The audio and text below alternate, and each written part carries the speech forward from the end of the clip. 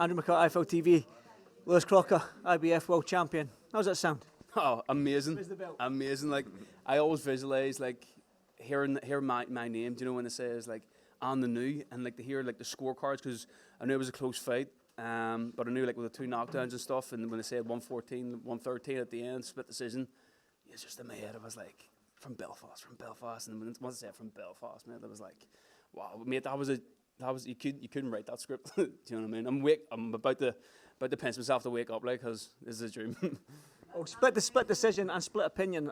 A few people had Paddy ringside, but Eddie, we worked it out in his head that you did have Lewis Crocker by a round in there. I just think, look, there's a few close rounds. Obviously, with the 2 10-8 rounds, and then I gave him 3 additional rounds. That's 114, 113. But listen, 1 point either way. You can't, you know, if he loses by a point, he ain't going to moan because everyone knows how close the fight was. But down to the judges.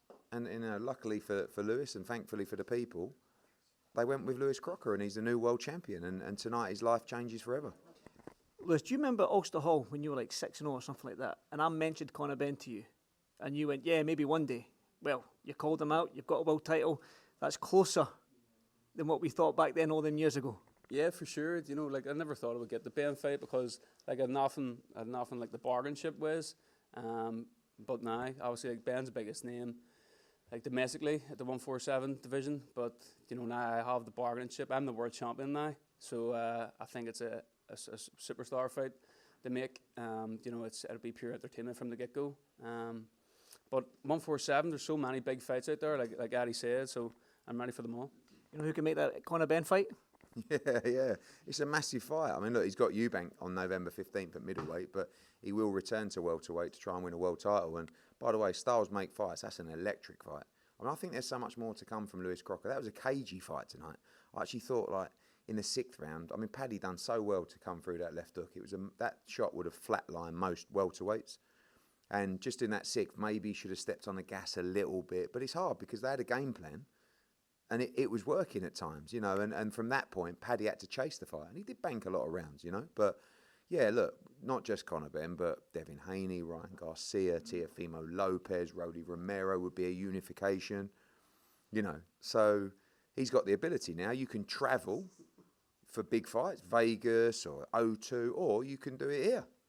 Windsor Park might be a bit small now. That's the only problem, you know what I mean? But that's a nice. Windsor Park too small for Conor Benn fight? Got another stand, out there, you know, which we didn't use. But look, the atmosphere was incredible, you know. And you know that. By the way, if we did the fight in London, they'd fill it up anyway. The O2, it'd be half Belfast over there anyway. So you know, the key now is to plan it out with Jamie and Billy and the team. And he's got the belt. You've got to make the most of it now financially as well. You got to gamble a little bit, you know. With the IBF, you get these mandatories get put on you quite quickly. So the next fight is going to be quite important, that decision. And I think, you know, most people want to, in his position, will go, I want a big fight. Give me big fight, big money. And I'm sure we'll start those discussions soon. One final one for me, Lewis. All week, people have been talking about the first fight and how you didn't perform and the tactics and all this sort of stuff. I said to you when I came in here, like, I was like looking at you all week going, what's wrong with this kid? What's wrong with Lewis? It's not the Lewis that I've seen around fights in Scotland when you've been training that. So was that part of the game plan, just keep your mouth shut and just get on with the job at hand?